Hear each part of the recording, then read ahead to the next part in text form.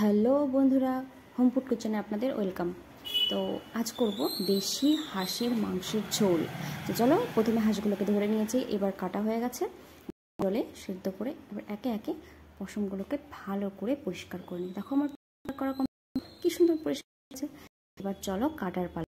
তো কাটা হয়ে যাক, পরে ভালো করে জল দিয়ে ধুয়ে পরিষ্কার করে নেব। তো দেখো আমার পরিষ্কার করা কমপ্লিট। এবার ব্যাপারটা হচ্ছে মেন ম্যারিনেট করা, এটাই হচ্ছে মাংসের মেন। চলো দিয়ে দিচ্ছি পরিমাণ মতো লবণ, পরিমাণ মতো হলুদের গুঁড়ো, পরিমাণ মতো আদা বাটা। তো হাঁসের মাংসে আমি রসুন বা পেঁয়াজ কোনোটাই খাই না, তো তোমরা চাইলে দিতে পারো।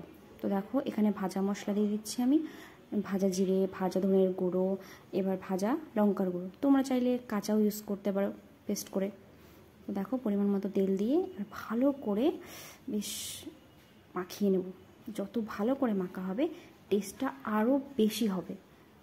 তো আপনাদের যদি আমার ভিডিওগুলো ভালো লেগে থাকে, আমায় ভালোবাসা দিয়ে আপনারা পাশে থাকবেন। তো চলো দেখো এখানে মাখা হচ্ছে।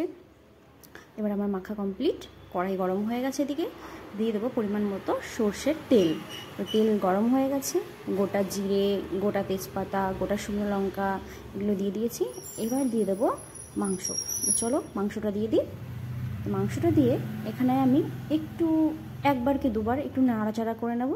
তারপরে দিয়ে দেবো পরিমাণের থেকে একটু বেশি পরিমাণের জল।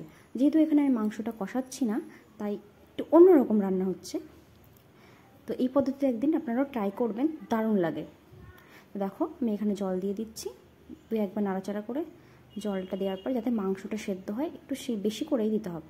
দেখো আমার এখানে ঝোল ফুটে গেছে।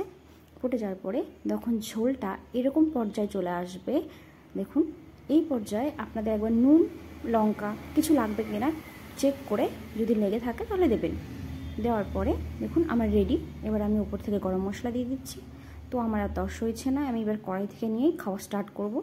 আমার জিভে জল চলে এসছে, প্রচণ্ড খিদে পেয়েছে। তো আপনারা একদিন ট্রাই করুন, আমাকে জানাবেন কেমন হয়েছে রেসিপিটা।